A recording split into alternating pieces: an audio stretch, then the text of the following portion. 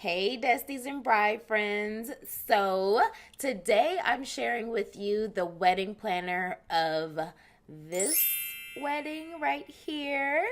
If you don't know who this wedding is, like if you don't know this wedding right here, this is the wedding of Cody and Tommy Oliver. And if you have not seen the show Black Love, then you're missing out. Like for real.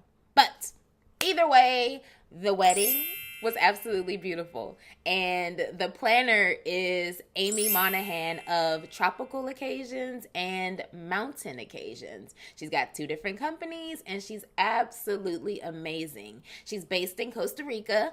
Well, Tropical Occasions is based in Costa Rica and Mountain Occasions is based in Colorado. So she's planned weddings all over the world and she's been in the business for over 20 years at this point, and we really sat and talked about what it takes to plan a destination wedding. This is not at all a specific location interview. This is across the board. This woman has planned 1 billion weddings, and don't quote me on that billion number, but 1 billion weddings. And what has she gone through? What advice can she give? And what can you learn just to know about planning your Desti wedding? So I absolutely enjoyed it. Aimee, it was an honor. Thank you so very much for letting me interview you. It was absolutely awesome. You guys, I know that you're going to enjoy it. It does not matter where you're getting married. There's something in there for you. Again, that's Tropical Occasions and Mountain Occasions. All details and links that we've discussed are waiting for you in DestiLand, so that link is in the description below. If you ever have any questions, make sure that you leave a comment. And while you're commenting, give me that hashtag I'm a Desti and let me know where you're getting married and when you're getting married, because this is just the beginning. This is the Desti Marathon.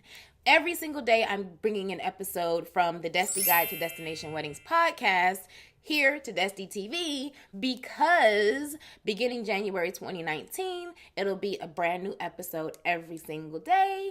Monday through Thursday, it's me and you answering your Q&As and giving you all the tips and tricks that I know and I found. And then on Friday, the interviews will continue. So it'll be a Desti Pro or a Desti Bride or just a Desti something interesting. And you won't know what it is if you don't subscribe. So hit that subscribe button, ding that bell, and you will be notified as soon as a new episode comes. So I know that you're going to enjoy this. There's no way in hell that you won't. It's nothing but things to love. Nothing is hateable in this interview. So I can't wait to hear what you guys think about it. Let me know. Keep the feedback coming. I'm definitely paying attention, and I respond to all of you. You guys know that. So yes. Enjoy. Aimee, again, thank you. You Desties and bride friends out there, thank you for watching. Thank you for listening. And I will see you tomorrow. Hi, Aimee. Hello, how are you? I'm great. How are you? Very good, thank you. Thank you so very much for joining us, like for real. I know we talked about this and it was really hard to pin you down and for us to get our schedules together, but I'm married and you're available and we are about to... Yay! Oh, man. So, first, I guess, can you introduce yourself and Tropical Occasions to our bride friends? Yeah, absolutely. So my name is Aimee Monihan, and I guess I am a destination wedding planner and designer. Got my start. My company's name is Tropical Occasions. I also own a company called Mountain Occasions for the mountain country bride. Yes. But I started in Tropical Occasions. Got my start as working in hotels, and that's where I was. Got my start. My degree was in hotel restaurant management, so I was always involved in something in the hospitality field. But I would say like I came kind of naturally to my role. I was obsessed with like Martha Stewart as a kid. I would host parties for my parents and their friends and decorate the table. And so I've kind of been doing this my whole life, so to speak. And so it kind of fell into my lap in the most natural way. I think a very God intended role for. So I went to language school and I graduated university because I wanted to speak another language. I have a traveling family. My mother was a wanderlust hippie and took us all over the world at a young age onward. And I was always impressed to meet children who spoke many languages. And so that was one of the goals I had in life, was not to just get by, but to actually be fluent. So when I graduated university, I decided Spanish was the language I wanted to speak because it was so widely used, and especially in our own country. So I went and lived abroad for over a year and a half, and that took me to the country of Costa Rica. I lived in Chile, Spain, and then Costa Rica. And so anyways, I went to language school there, had lots of friends there, and then I went back to the United States, worked in the hotel industry for Marriott, and became a wedding planner in the United States, went back to Costa Rica. This is the very short version of a very long story. Vacation with my mother. A friend of mine who owned a bed and breakfast got a wedding request. I was doing wedding planning in the United States at that point, just getting started in my wedding planning career. And she's like, what do I do? And I said, just outsource it to a wedding planner, and you do the food and beverage and the rooms, and then she'll or he will take care of the rest. So we started calling on all the big resorts in Costa Rica, and they didn't know what we were talking about. So we were speaking Spanish to them, and they said that this role didn't exist, that it was something that wasn't a popular thing. So my friend told me, she's like, this is the third wedding request I've gotten. And she owned a small little bed and breakfast. That big, like, epiphany light bulb went off above my head. Ding! And so I left my really good wedding planning job in the United States to move to a third world country, little white gringa, to start the very first ever wedding planning company. Wow. And it was hard. It was very challenging at times, but it has been incredibly rewarding in the end because I pioneered an industry. I taught a lot of people things. They taught me a lot of things about life and culture, and it was incredible. And my company now there, I have offices in Costa Rica. I've been doing weddings now coming up on 19 years there. And to date, they're like, I can't even tell you how many wedding planners are in Costa Rica. But for 5 years, we were the only ones. And so it was great. So it was a very great learning experience. And so there's nothing I haven't seen or done or built or constructed in some way, some dream I've created in my head that I had to explain. And, from pantomime to charades to language. Yeah. So, and now to date, I live back in the United States. I have a staff of 3 full-time planners, 2 part-time planners living in Costa Rica that do travel other locations with me all over the world. And then I have an assistant here, and I live in Denver, Colorado, and we now service weddings wherever our passports take us, I say. And we do mostly Costa Rica because that's just where we've been for so long. Right. We're all over the world now. So, yeah. Wow. So that is an adventure. Oh, yeah. Yeah. So I guess first you live in Denver now, but would you consider that home? Like, when you were a child growing up, what was like the main base for you? I'm from Seattle, Washington originally. Lived in Seattle Central District, grew up there, and love where I come from. Just love it so much. And so I think I learned a lot from where I came from, and left there at the age of 18. I lived back east for a little bit, made my way back to university in Colorado, strangely enough, and then moved to, I lived in Spain, and like I said, Chile, Costa Rica. Right. Once I was in Costa Rica, I got married. I planned my own wedding in Scotland. I married a Scottish man back in the day. I'm now divorced. Sorry, brides. It does happen. But I got a beautiful baby out of it, and I am now, it was so weird. My Scottish husband, who I met in Costa Rica, got a job offer in Colorado, so I randomly ended up back in Colorado. Back in Colorado again. And I've made it my home. It's a great place. I've put my roots down here, and it's a great up-and-coming city, and it's a great airport. It takes me all over the world. It's a quick ride to many different places. And recently got reconnected with my high school sweetheart, and he's moved here. So now I'll be planning my own wedding. Oh, yeah. So where's the wedding going to be? Do we know yet?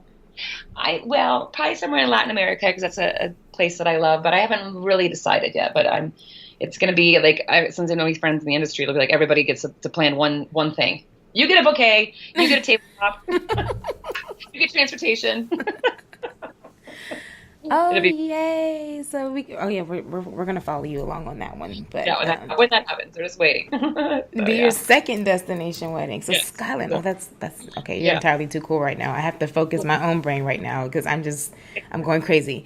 So, I guess for starters, for anyone, because our audience is mainly based from the little bit of information that I've gotten so far, I need you guys to kind of reach out and tell me more. And now I'm about to start a little poll. So, but what I've gotten so far from the group is that they are either thinking of having their destination wedding and aren't really sure if it's right for them, or they are thinking, or they're doing it and then they just want to know how, like, what the best tips are and all that good stuff.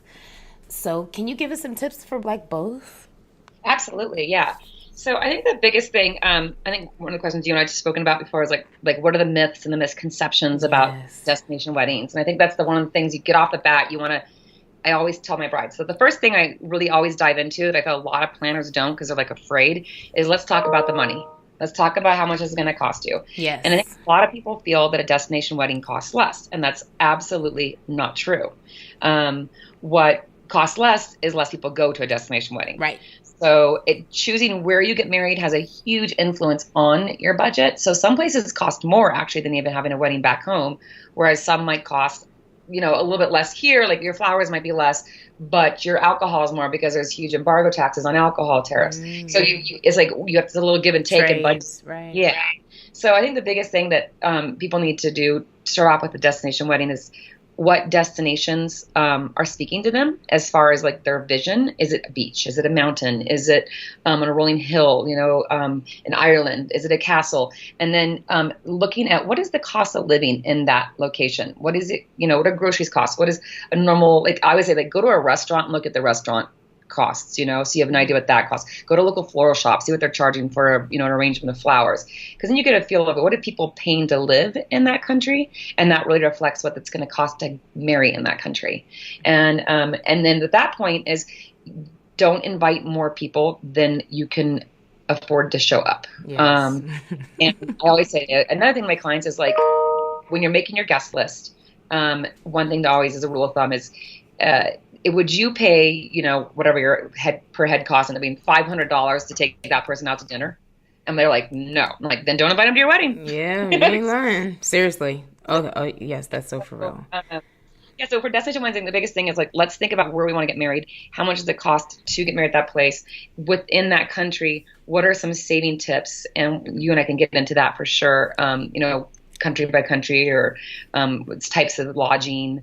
And then as well as what else are we planning besides wedding? Because when you do a destination wedding, you don't typically, and you probably know this, having just learned this, you don't just do just the wedding. Right. You're asking sometimes to travel thousands of miles.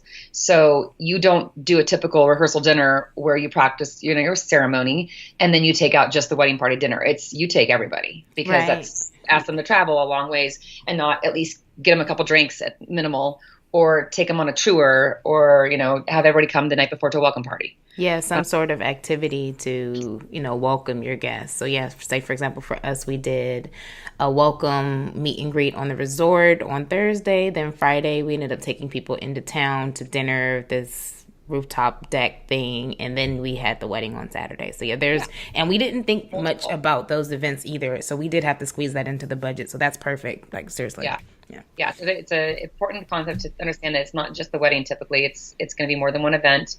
And then, I think with that, the third thing is like, so for guest list, I say, always sit down and do your guest list before you start looking at where you're going to have your wedding. Because we'll just get so excited. I mean, of course, you're in love, you're excited, you're going to plan your wedding. But before you start planning where you're going to have it, sit down and really know how many people you're really truly thinking you're going to invite, because that plays a role as well as into where you can get married. Are you looking at a house? Is it a private estate? Is it a huge hotel? So that's the biggest question I need to ask when people contact me is like, what is your budget and how many people are you inviting?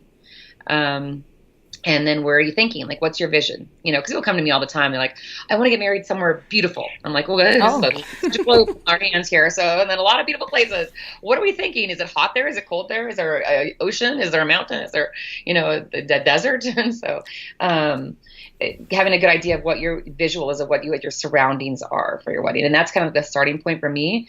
Maybe a place they've visited together, or there's roots. I had a bride, I did a wedding in Jamaica, and her grandmother was Jamaican, and she had never been in Jamaica. And so it was really important for her to have that roots and be there. And we actually did things for her grandmother, and invited like long distant relatives came to the wedding to just meet her on her wedding day. It was really beautiful. So, and we did it as a surprise. The groom and I did that to her. And so, just like maybe it's something that means something emotionally to you that is a location.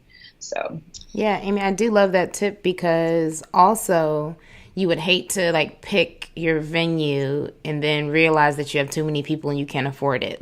Or then you start cutting guests, or then it becomes a whole thing. So if you automatically start with knowing how many people, then you can kind of just be more realistic and not even show yourself stuff that, doesn't even make sense. Like we had a small group of 30, including us. So we didn't have a small budget, but it would, if we would have invited way more people, then we wouldn't have been able to show everybody the good time with everything else, so exactly. That makes sense. Yeah, you're smart.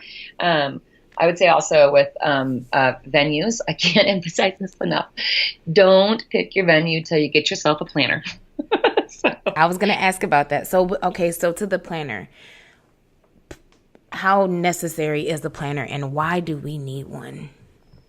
So it's always a hard question, because it's a non-tangible service. And so people are like, they know they need a photographer because they need pictures, right? But so the planner, I say to my clients all the time, I said, I should save you as much as I charge you. And if it's not in just time, it's at least in money, Mm-hmm. We know a lot more. We're not going to, so if you go to a venue, let's say you go to a venue, the venue is paid by the venue. So they work for the venue. So they're going to upsell you their bar. They're going to try and get you to get more appetizers than you need to eat. They're going to try and get you to block 20 rooms, not 10. Right. They are there to make the place they work for make money. And a lot of times if they're in a sales position, they get bonuses, they get commissions. And nothing wrong. That's the hotel industry. And I know the hotel industry like the back of my hand. That's why I know all this good insider knowledge about it. I cannot tell you the amount of brides who I've had come to me who've booked a venue on their own, are stuck in a rooms contract for more rooms than they are going to fill, and then they're stuck paying those rooms because it's a binding contract. And then they've signed up on a minimal food sell, and they're in a position where they've wasted money because they didn't come to me sooner to have me help them navigate through that process. The other reason you need a planner is just because it's a lot to take on. I mean, if you're a full-time working woman or man who's planning the wedding, whoever it is, it's this knowledge, knowing what to do, like how to find the best person, design, how to make the most of your money to spend it wisely, how to reuse things, repurpose, what really is the right amount of food to be eating versus what a resort is telling you should be eating, because there's always leftover food, especially when it's hot too. People don't want to eat, they don't want to drink. Right. So just it's insider knowledge too, just helping navigate through the process of with vendors. Are they you being charged too much, or you choosing the right person? And the internet's very misconceiving as well. With people look amazing online, but what is their true reputation? Do they show up? Do they do a good job? And so I think that our level of advice and experience is endless. But I can't tell you enough with destination weddings. Check your referrals, talk to past clients. Don't just hire someone because they look good online. There's a lot of smoke and mirrors in the wedding industry. I'm always like, check up on that person. Call, ask to speak for a past client, not just one, like 3 probably. Make sure you're in good hands, I love that. I do. I love that. Because you can look online and you can see the reviews, but those are the reviews that I'm assuming like you guys can kind of have somewhat of a control, or make stuff up. I mean, right. That's so to really speak to people, I love that. I hadn't even considered that, but yes. I had a small company in Costa Rica recently that used a picture of a past client of ours and put a testimonial underneath it. I was like, excuse me. Wow. Let's bring your clients. So you have to be careful what you see. Don't believe everything you read and see. Get to the source. Ask, can I talk to this person? They're good. I saw on your website such and such couple said this, and they're getting married same place I want to get married at. Can I speak to them? And if they say no, then run away. Yeah. I mean, well, sometimes brides and grooms don't want to have to talk to tons of future brides and grooms. Most of my clients are like if you need help selling referral, absolutely, we'll talk to people. So, they should be able to talk to a couple people at least, like we have probably a couple hundred that would speak to any of our potential clients looking to hire us. So yes, definitely referrals for everything.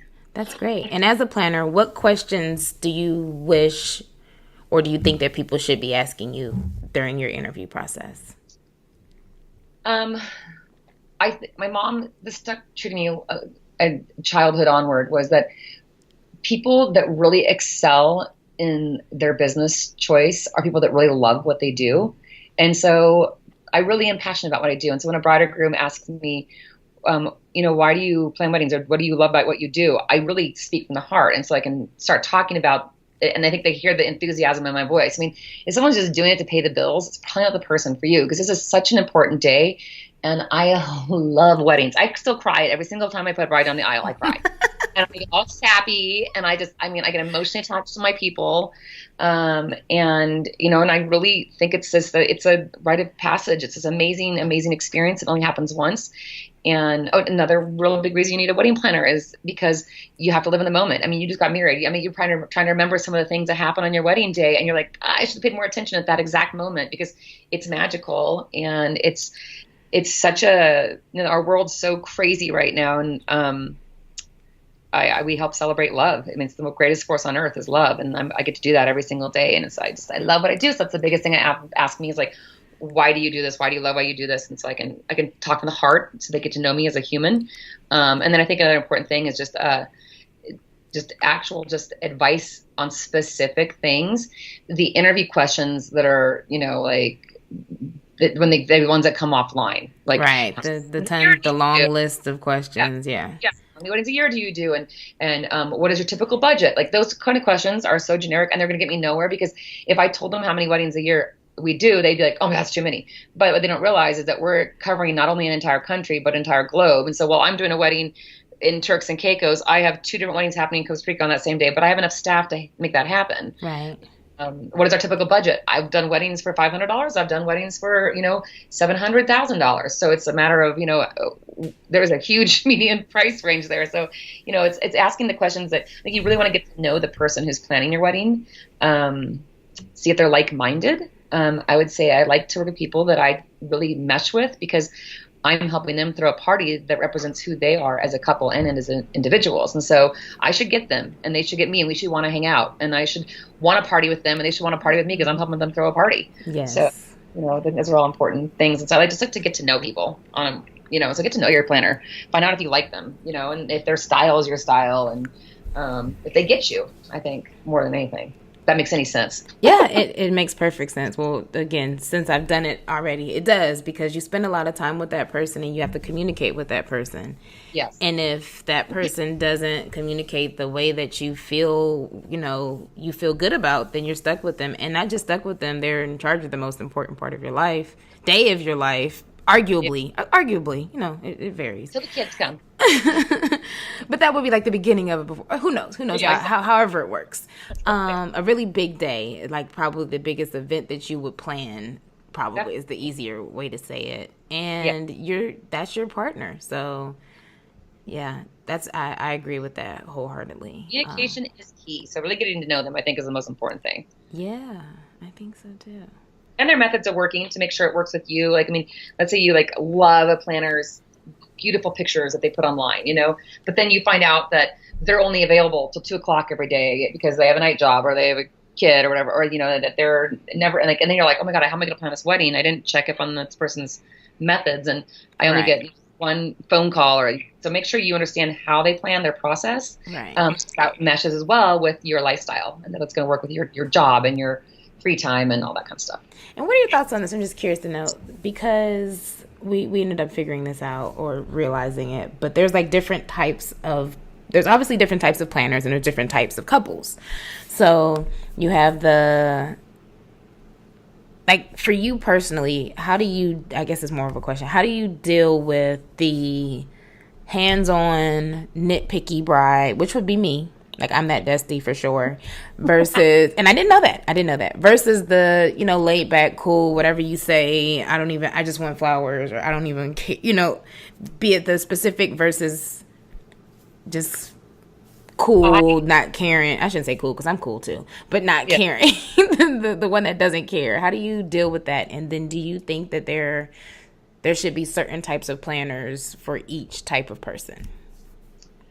Yes and no. I think that, I've been doing this now for 19 years. So if I can't figure out the different types of personalities and how to now, like work around them, I would say that that both can require just the equal amount of planning, because the laid back bride thinks she's laid back sometimes. That was me. I just knew I was laid back. I don't really care. And so I think that if, for me, we do a very lengthy questionnaire because we're dealing with Desties, as you call them, which I love. We want to make sure that we get to know who they are, because sometimes they're, states, countries away. We do weddings. I've done weddings for Australians, people from New Zealand, from a Japanese couple, so the people like from far away are hiring us. So we can do Skype calls like you and I have done, it's like that. But it's more so how do you get to know them, and then you get a feel for their personality throughout the planning process. So we send out a 20-page questionnaire, which is everything. I ask crazy questions. You're like, why are you asking these questions? Like, what do you do on your vacation? What kind of, who are your favorite designers? Okay, now what kind of designers do you have in your closet? Because I want to know if this girl liking Prada but shops at Target. Like, I need to know that, So right. I can make sure I get her a Target price wedding at a Prada look, Yeah. But and then on to when we ask just certain questions, we get very specific, and those brides that fill it out, or grooms, and my grooms, or my brides, couples, those ones that specifically give lengthy answers, I know this person knows what they want, right. Which is great, because it can be an easier planning process because they're very aware of what they're looking for. But then sometimes it can be challenging because they might want something that we might not have in the country they've chosen. And whereas the laid back person might sometimes just need a little guidance. And that could be fun because you pull out from them this creative side that they didn't even know they had. You start showing them pictures and ideas, and they're like, oh man, I love this. And all of a sudden they're just throwing stuff at you that they didn't think they were going to care about. But I think just kind of getting to know their personality, and then how to work with that kind of personality. So one needs a little bit more guidance, where one needs to be reined in a little. So it's just a matter of how to get them both into that happy medium place of, this is where you're at, this is how much you have to spend, this is, and so kind of helping manage them and their vision. So regardless of being casual or, controlling. Right. Casual. Yeah, that's better. Casual or controlling. So because they don't see you, or I obviously say we'll do Skype, so you can do a Skype interview. Do people always get to lay their eyes on you, like your clients? It's actually a budgetary question, and not that it costs to see me. It's like the Wizard of Oz or anything. But no, it's I will almost always do, if it's somewhere, we'll do Skype calls, and we definitely see each other, because I think it's a personal connection for sure. Lots of phone calls. If they can afford, if it's in the budget, I always say, and they want to, if my bride or groom are going to sleep better because they are very visual people, then we will build it into the budget to do an inspection trip. So they can come and see things, taste the food, see the venues, so if they can do that. So it's one thing, it's a very big piece of advice. If you're visual as a bride or groom, and you need to have to see, feel, touch things, you need that 360 view, and you're not going to sleep well your entire process of planning, then budget in an inspection trip. Going to see the place, meeting the vendors, having a mock-up of your floral, tasting the food. When we do those, the planning process is so much faster. So I always say time is money. So you can be done with your planning much faster. But if you can't afford an inspection trip, there's lots of ways around it. Skype is the most glorious thing. FaceTime. We'll stand in a field and FaceTime with our brides and grooms and say, okay, here's where you're walking in. And this is where this is going to happen. And they're like, oh, okay, awesome. So, thank God for FaceTime and things like Skype. So we have that we use a lot. And then we can do so you can also still, because you're not going to the place, you can still do mock-ups. And what my mock-up means, I want to know what my centerpieces are going to look like. the florist typically will do a sample of your centerpiece and send you a picture. We've done full-on tastings via FaceTime with our clients where we're like sitting there eating their food. Going, Oh, this is this is what it looks like when they put it down. We're just like, we're going, because they can't get down there. And a lot of the resorts will offer, tastings to clientele. So, for me, food is as visual as it is tasting, so I want to look, if it looks horrible, but it tastes good, you're like, oh, no, this slop looks horrible when I put it. If it looks beautiful, but tastes bad, then it's not worth the, all that beautiful plating that chefs do. So, so all that kind of stuff. So I'm trying to answer that question. I'm kind of going on a tangent there. No, yeah, that's exactly what that was related and in there as well. So yeah, so you don't have to do the trip there, but if you can afford it, goes without saying. Yes, absolutely. Do the trip. And if not, then be creative on how to see things, and then ask your planner, ask your venues, ask for that extra step of visualization that you need. Okay. What are your thoughts on the length of engagements? I'm imagining if you've done 19 years worth of weddings, then you've probably done a full spectrum. But if someone's going, what are your thoughts on the length of time? So I would say this. Everybody has this is another misconception that you have to book like a year and a half to a year out. Okay. Which helps you to solidify your space. But I always say, I have people write me, they're not getting married for 2 years. I'm like, girl, you need to write me back in a year. It's far too early to have this conversation. Because it's like, hotels are opening, houses are being sold, so you're, babies, all types of stuff. People are, gonna, your friends are your friends now. It might not be your friends in 6 months, Ooh, hallelujah. Yeah. Mm. Yeah. So I would my idea is that when you get engaged, before you just jump on the bandwagon, sit down and have that honest conversation with your groom or your bride about the size of wedding you want, the kind of wedding you want. Really get a vision between the two of you, because after you guys have that conversation, so many different exterior circumstances are going to come into play. So people will just jump on the bandwagon and be like, I got engaged 3 days ago and I want to get married somewhere amazing. What should I do? Well, I don't know. How many people do you want? Oh, we have to talk about our guest list. I'm like, okay, your homework is to sit down with your fiance and have a 3-hour conversation about your wedding. I want you to make a guest list. I want you to talk about what you want to look like and then come back to me. Yeah. That's the first thing. Get your vision of what you want set. So as soon as you get engaged, I think that's the most important thing, is really having a conversation with that you're intended to about what you guys both see for your wedding day. I think perfect timing is about 8 months. Outside the United States. Reason why is a couple things, because of changes in small other countries change constantly, especially vacation areas. There's constant new hotels opening, hotels closing, expats that are photographers that decide they don't want to live anymore in Mexico and are off to go live in Spain. A lot of changes happen within a year. And then people don't like to make plans too far out. So I'm sure you probably experienced this. You invite people a year away from your wedding, you say that's the date, and you don't really hear from people till about 7 months. Your family for sure, your best friends probably, but people kind of don't want to commit too far ahead of time. And I've just noticed that with a lot of the weddings we planned, people hold off a little bit on that commitment. So I say you around 8 months out, you announce. So I'd say you contact the wedding planner probably about 9 months out. Think about having a baby. That's your wedding. I see. It takes 9 months to make a life, and it takes 9 months to have a wedding planned. So 1 month prior is start working with your planner on where you're going to choose to do your wedding, and then you're sending your save the dates out to your guests. 8 months I think is at the most. 6 is always good, but I just feel like that's just kind of a faster, easier planning time, because I feel like if we do it a year out, it just feels it lags on for my clients. They're kind of because it takes them longer to make decisions. They have to be faster with their decisions. It's kind of quicker, and then you're guaranteed the things that you book and do are going to be there, come the day of. Right. Now I have a couple of questions about that. And that's only because we had a 2-year engagement and we probably planned our wedding for a good year and a half, I'd say. Yeah. But or maybe just a couple caveats to that, because for us, we had a lot of people who've never traveled, had to get their passports, or even had to wrap their mind around figuring out how to financially even make it work. Yeah. So for us, we just did we gave people a year's notice. Okay. it's hard because I think everybody's different. Every group is Right. different. So you know your group. And so Right. I think knowing them, your group is probably another thing that makes the most sense for that. And then, because if we would have said 8 months, we would have had much less people, like just already known, which, I mean, and we loved our group. We love everybody. Love y'all. Love y'all. But yeah, it would have been definitely smaller just because I don't know that everyone would have been able to do it. save up time. And that includes us because we had a 2-year engagement and we decided like we loved our date the way that it fell. It just made the most sense.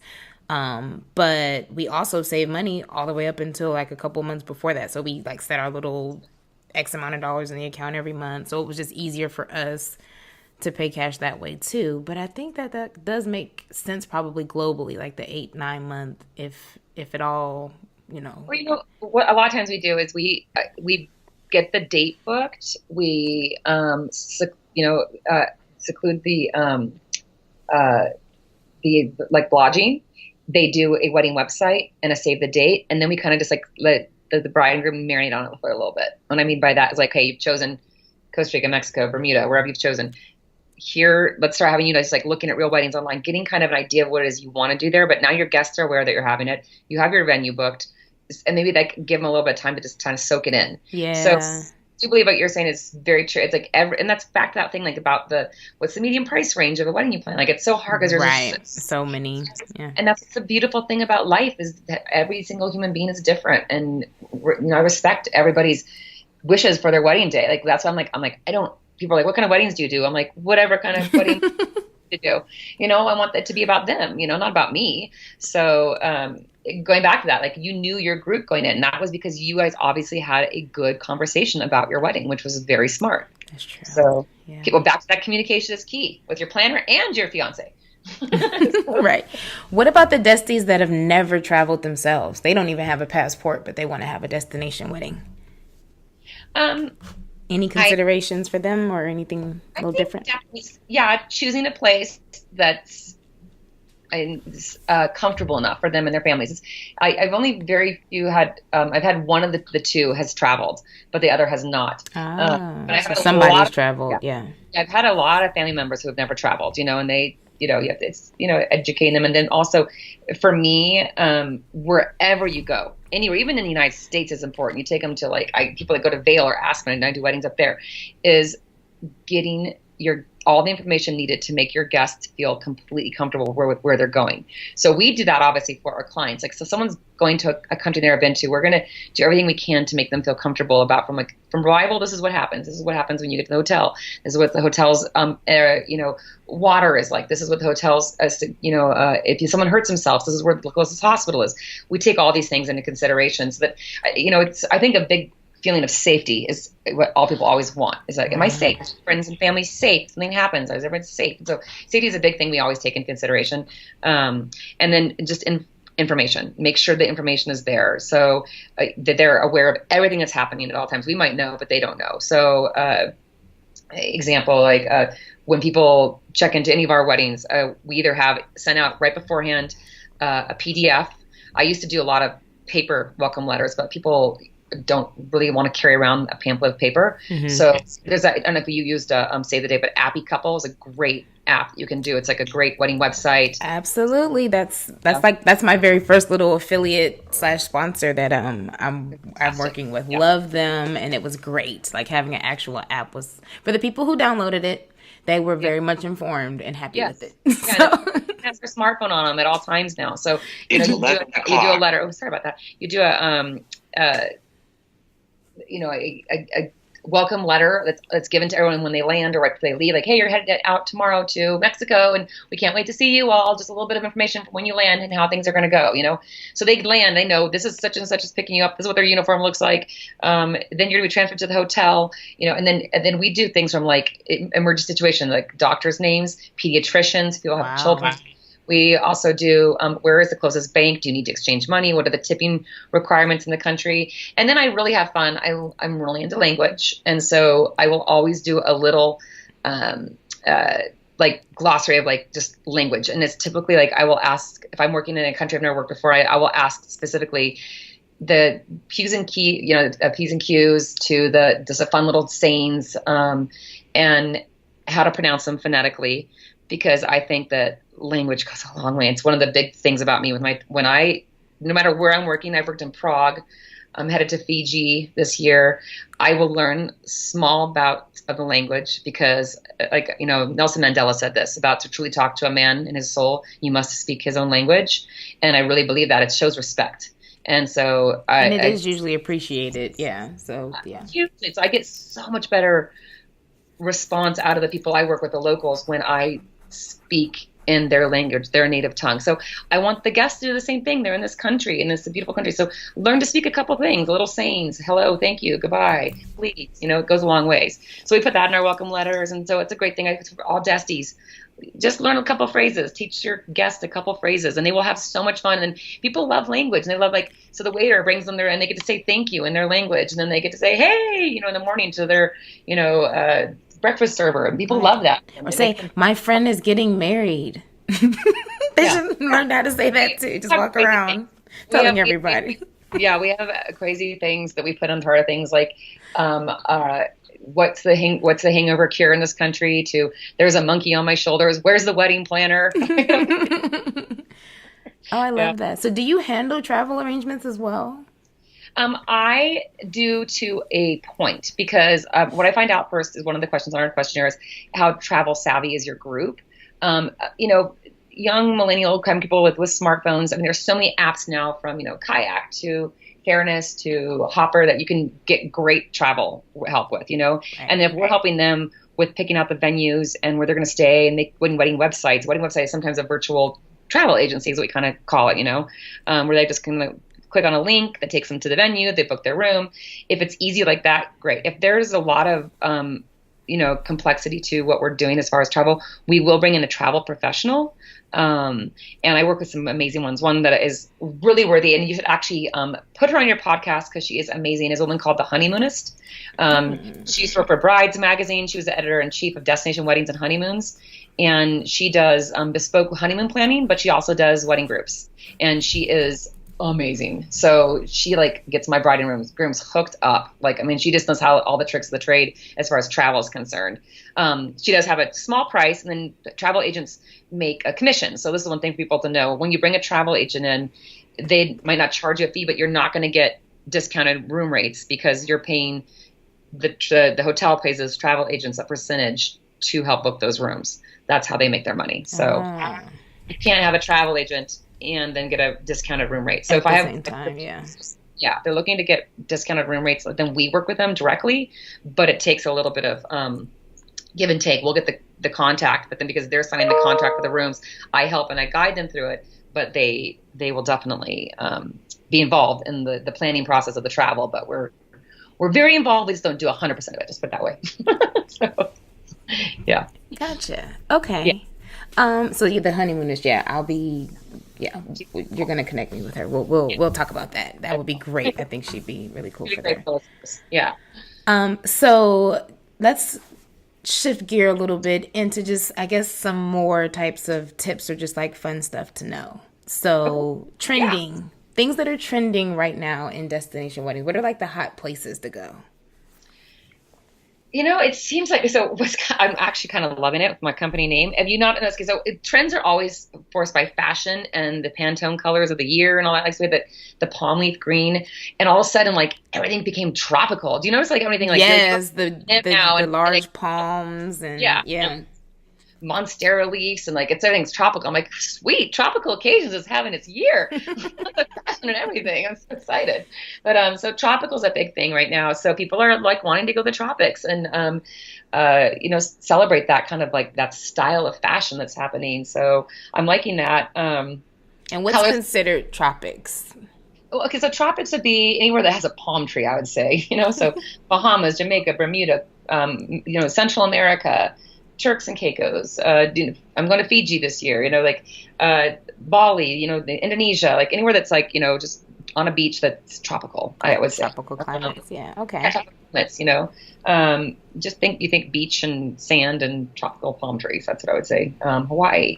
The one thing that I'm really enjoying is that color's on a comeback. We went through a massive, blush phase Yes. I say blush, bye. The girl, bye. I say blush, bye. I love it. Simple color. It is so hard to deal with in foreign countries because everybody has their idea of color. And so, for me, blush, I would say to my florists all over the world, I need blush. And they'd be like, okay. And they would see me at camp. I'm like, no, that's Barbie pink. That looks like Pepto-Bismol. Right. Yeah. There's levels to blush. Yeah. So, big tip real quickly back to brides. If you're going to plan a wedding in a location, look at as many pictures of weddings that took place in that country before you start designing your wedding. I can't tell you how many brides I have that, want to have a peony wedding, but they're getting married in a country that doesn't even grow those flowers, and so we can't have them. So, but then also I think a huge trend that's happening, back to the millennial clientele, is Instagrammable moments. I'm getting a lot of requests for those. And that's like installations. So anything from a bicycle with some balloons on it to a big wall covered in leaf.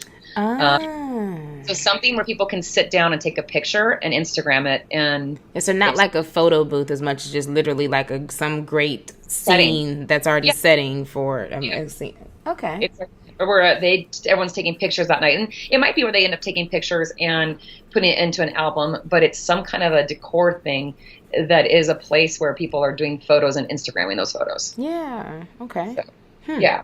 And then gold is, continuing pretty heavy right now. And I love that. Like, gold silverware to gold rimmed glasses to, all things rose gold and gold, like that's still staying pretty trendy. So like a lot of people are like getting gold tabletop stuff. And then tabletop is, I have a friend who, we were just talking about this recently, that brides will spend sometimes more on their tabletop decor than they spend on like their photography or their planner. And we're talking like your charger to your china set, to your silverware, to your glasses. Place cards. Yeah. All the stuff that when they sit down. Yeah. So all that stuff that you rent. And so, it's just like little detail, like just that little detail now is like so important to people, from their goblet to their salad plate matters. And so that's still continuing, I think, pretty strong as far as trends. It's interesting that you say that, because it makes sense. Like while we were planning, there were things that we didn't think we cared that much about decor because it's like a beautiful venue and it doesn't need much, which was what it was. But then once you do start paying a lot of money, like you pay your X amount for your dress and you're paying all this money for your photos and you're paying all this money for the food, you realize if I'm going to have these photos, I kind of need everything to look well. Like, what are they going to take pictures of? So I need to have a beautiful, centerpiece, or I need to, in your mind, they start to become needs. So yes, that makes sense. Yeah. The little details. And so you want Instagram and there's like so much stuff, and so like looking at the trends and deciding what is important to you and what is, I don't need that, kind of thing. But you're it's true. You don't think you need it, and also like, well, no, I do need that. Yeah, I do care. Actually, I do. Yes. Yeah. I do want a charger. That does matter. On the placemat or on the linen. Yeah. So yes, important details. But yeah, and there's fun trends. But I always say with trends, once again, remember, planning a year and a half ahead, doing your design. You do your design 8 months out. Trends they're fleeting. So I always tell my brides and grooms, like, think about what I always ask, like, send me a picture of what your living room looks like. What's your dream home? So like when we do, Pinterest boards, I like them to do pictures of not just their wedding, but like, what is your dream house, So, because we shouldn't look at inspiration just from weddings. We should look at inspiration from all things. Like, I want you to send me some pictures of your dream vacation. Send me some pictures of what your dream living room looks like, your dream kitchen. Because then I know, okay, this is a country girl. She wants wood. She likes, or this is a clean New York City, like marble countertops. And so that tells me a lot about a person's personality. So as trends change, I keep their personality in the forefront when we design their events. Gotcha. Okay. Yeah. That makes sense. And what about okay, yeah. I'm sorry, I'm trying to think. As far as with multicultural brides, are there any considerations that you as a planner have realized? Like, example, something as simple as beauty, like just getting your makeup and hair done in a tropical place may not be as easy to do. So, are there any other things that any tips that you could offer, or things that maybe we should consider also? Absolutely. I mean, I think that, again, with a planner, it's really important. So, I mean, I work with a lot of African American brides, and I want to make sure that whoever I have hired to do their hair and makeup knows how to do their hair, has the right shades for their skin tones, because I'm not having someone show up that, only doesn't know how to do that, because then I'm putting her in a really inconvenient place. So making sure that the right kind of vendors and I do a lot of Indian weddings, a lot of South Asian weddings as well. And just knowing that whoever I hire is going to make my bride feel beautiful, not like she's the first time that they're working on someone of her race or ethnicity. Right. And I don't want to be your challenge on my wedding day. Hell no. My brides need to feel like Queen Bee, like it is all about them. And so I want whoever's coming in to make them feel beautiful, makes them feel beautiful, and they're comfortable in their hands. Like, I'm letting this stranger make me look good.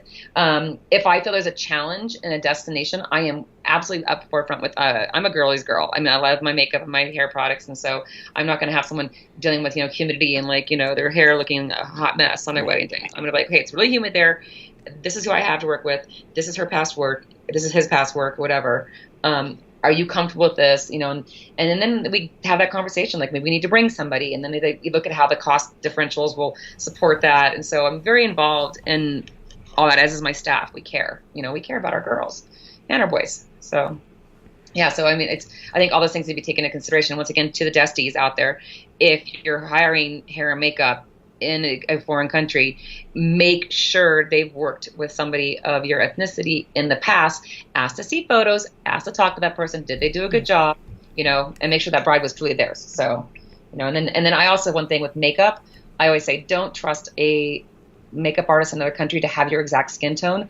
Go to Symbolic and bring your own skin tone, like your base, your foundation, your cover, all that stuff. Bring with you so that it's going to match you perfectly. And I always say, go to a makeup artist, like even if the person's like light skinned or like a white person that gets a tan, like get your different shades, because you don't know where your tan's going to be once you've been in the sun for a couple days before your wedding too. So, ooh, that's a good one too. That tan, because that's real. I definitely was tan. I tried my best, but I definitely had a tan. Yeah. So make sure when you go to your makeup artist, you say, this is my natural color right now. I'm going to be in Mexico or Hawaii for 4 days up to my wedding starts. I'm going to be like a couple shades darker. So we need to go a little bit darker tone. So I say bring your normal tone and your tan tone. So.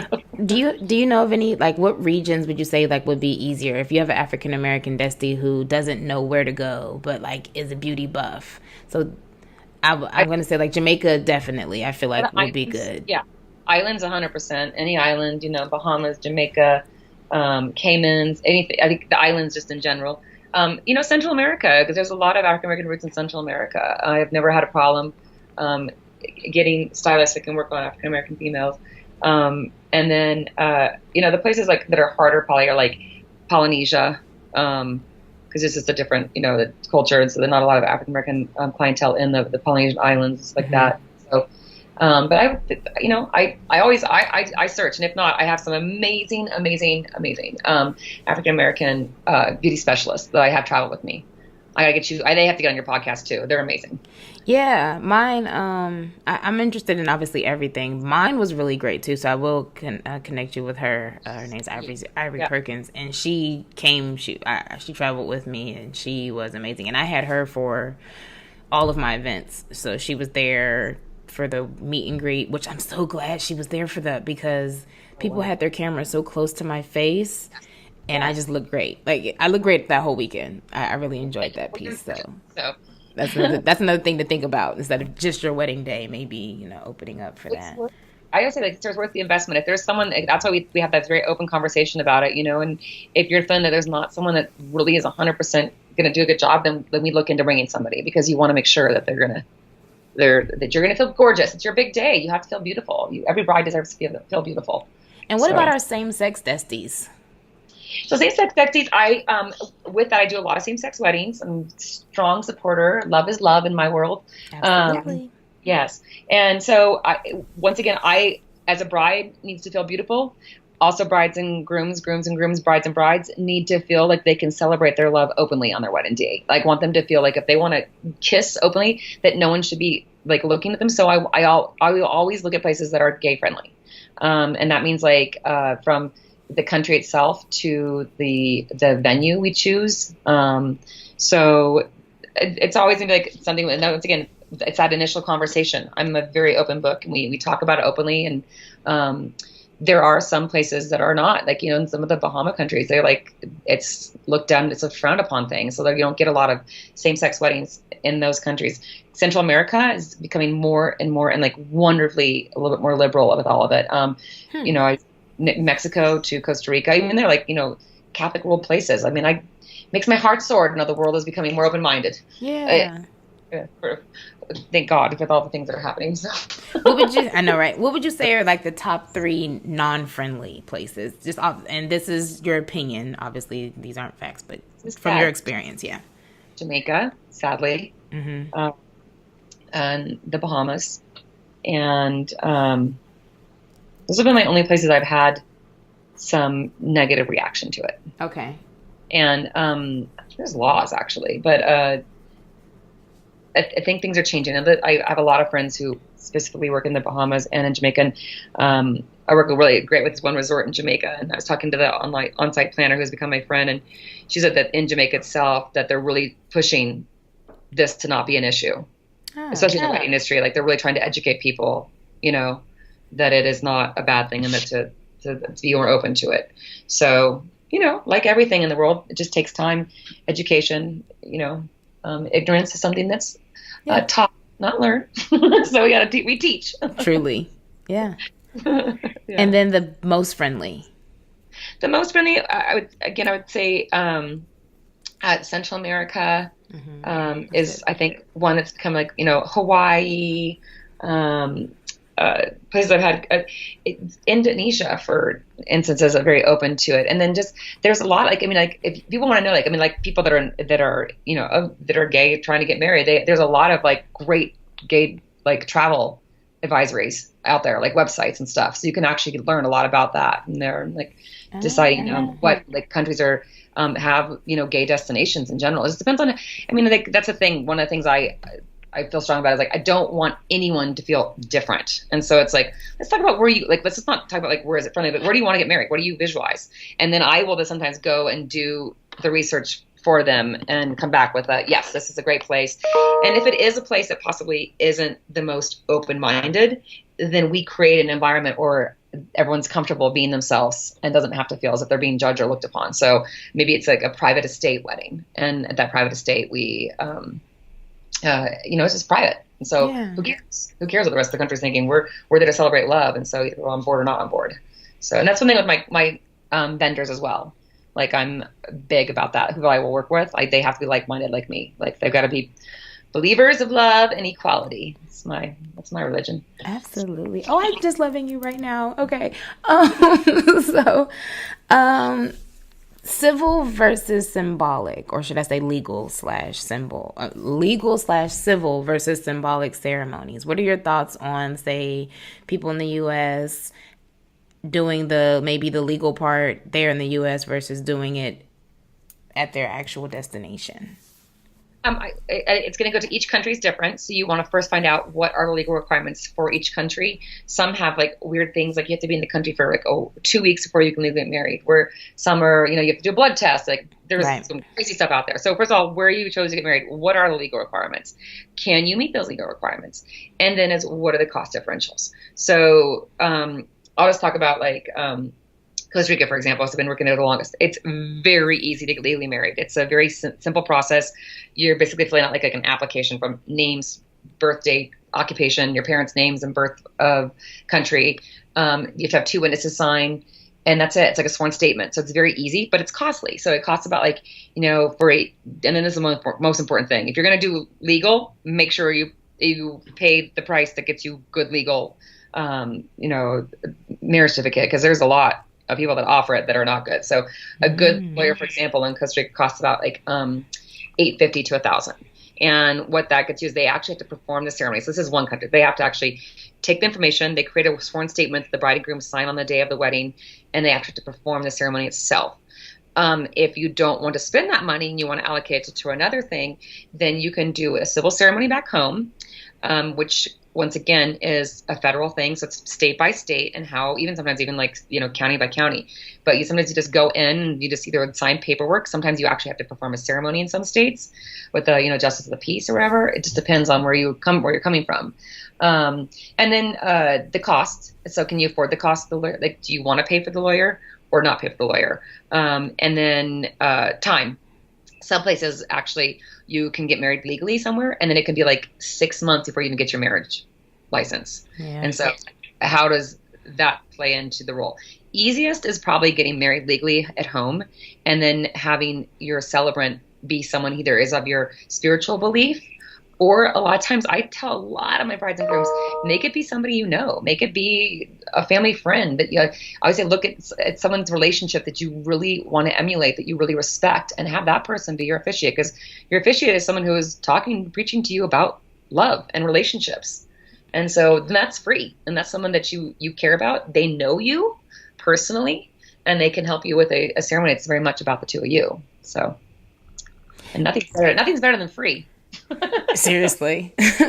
What do you say to the Desties who are kind of uncomfortable with, getting married beforehand and then having their ceremony and everything? I would say that I understand that it's this moment they want to have be sacred, and it's that date, and it will be, because what's sacred is when you're standing there in front of all your best friends and family and vowing to one another in front of them, and they're there supporting that love. There's nothing that's going to change that feeling, that emotion, until you experience it, because you've experienced it. You know what that feels like. The paperwork, it's paperwork. It is the actual legal part of it. But once you do get legally married and that paperwork is done, it gets filed away and you never look at it again. Yeah. But you will look at wedding pictures. You look at the day that you shared vows in front of everybody. You will tell people stories about that day. You might have a video. That is your wedding day. And so emotionally going into it, people are trepidatious about like, oh, I don't want to do it beforehand because I don't want to ruin the day. It's not going to ruin the day. The day is as magical as it always will be. So it's just a way to save and be more, efficient with legalities to have it done ahead of time. But I have a lot of people that just aren't. They're just in that mindset. They're like, no, not going to do it.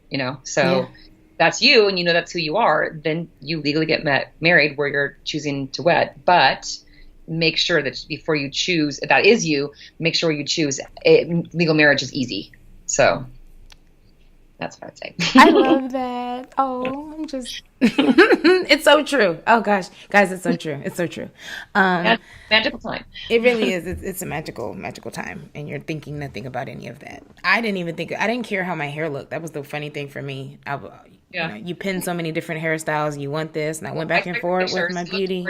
You're like, well, thank you. But it literally was a ponytail, and we put some curls in the back and just threw it together. Like she did wonderful, but I swear I just didn't care. Like I just wanted to get there. I didn't care. Just do something. Just pin it. Put a pin there. I don't care. Just let's go. So yeah. What would you say is the best and worst thing about having a wedding? And you are the professional who's not only performed serviced several, but you've actually had your own also. So yeah. I've experienced. I also planned my brother's wedding in Costa Rica for him and his beautiful wife, and that really is where I learned what I do is really magical. And so I'd say the best thing about a destination wedding is, and this is going to be a comparison to having a wedding back home. So when you have a wedding back home, you typically, you get ready wherever, a hotel downtown. You go to the church or wherever your ceremony is, and then you go to the reception hall, and then you're done, right? So your average time you have with everybody's, if you're able to see everybody, can be minutes, if not a 30-second conversation, A destination wedding is magical because not only do you get to go to this beautiful location and celebrate your love, so do all the people you love and care about. They go with you. And so you're on vacation on this amazing high energy, positive vacation with all these people who are there to support you and your loved one, to see you create this union. Your friends leave bonded, your families leave bonded, everybody gets to know each other. And it is beyond the fact that it's just your wedding. It has this extra level to it that just leaves the union is not about just the bride and the groom anymore. It is about all the people they love now love each other. Yes! I'm sorry, I couldn't keep it together. Yes, you guys, you speak Desti. I swear you just, this woman knows her shit. She does. You know your shit. Like you do. So Yeah, yes. magic happen. I've seen people, like, relationships form at my weddings, to just people becoming the best of friends, and the families. And, like, my God, my sister-in-law's from India, and so like her family's now my family, and that would never happen if we hadn't gone and shared a house in the tropics together for a week. Yeah, seriously. On a personal level. And then all my brother's friends now, like, I have, like, 72 places I can stay in Brooklyn now when I go to New York. So relationships are really formed in destination weddings, and the bride and groom are relaxed because they get quality time with everyone. So yeah. Again, and I think hard to say anything bad about it. I think the only thing negative I can say is that sometimes the bride and groom take on the burden of you're supposed to be in this moment of just complete, euphoric and everything. And sometimes the bride and groom have to deal with the needy guests, treating them like they're their travel agents. Mm-hmm. And so really being ready to combat that is so important, because I just feel bad for them, because, like, you have there's mosquitoes, there's this, the people are complaining to the bride and groom, like, this is their wedding day, let these people relax. Yeah, really don't care. Yeah. Don't care. Love you, don't care. Yeah. I'm like, on wedding day, I'm like, girl, give me your phone. You go and go have fun. And I tell the bridesmaids, you guys shield her. She's not allowed to answer any questions. People can call me, and that's one of the things we do in our welcome letter. Any questions about anything of the events related or local, this is who you ask. So that when you arrive, you get to be a guest as well. That's the only thing I can say negative, is that some guests use the bride and groom as, like, they're, like, so, like, called travel agent, and complain to them, like, they work at the front desk of the hotel. I'm like, no, you need to call the front desk. Yeah, I could see that too. That's the only thing I can say that's bad. I mean, and as long as you're prepared, that's not going to happen, and so we have all the information that they need. That's why the information when they get there is so important. Where to be, when, how to get there, all that kind of stuff. I love that. Yeah, so just being ready. There'll be nothing bad happening. Well, thank you so very much. Oh my God. We appreciate your time. I feel like I could ask you questions for ages, so I'm sure I'll give you some time to breathe and then have you on in a few more. Who knows? Yep. Who knows where this is going to take us, because you are amazing. And thank you so very much, Aimee. You are welcome, sweetie. This has been fun. And Desties, have fun, embrace your place you're going to, and travel the world and celebrate your love, because it's a beautiful thing. Yes, and tell people how they can get in touch with you. You can get in touch with me through my websites at www.tropical, so TROPICAL, occasions, OCCASIONS.com. I'm also on Instagram as tropical_OS.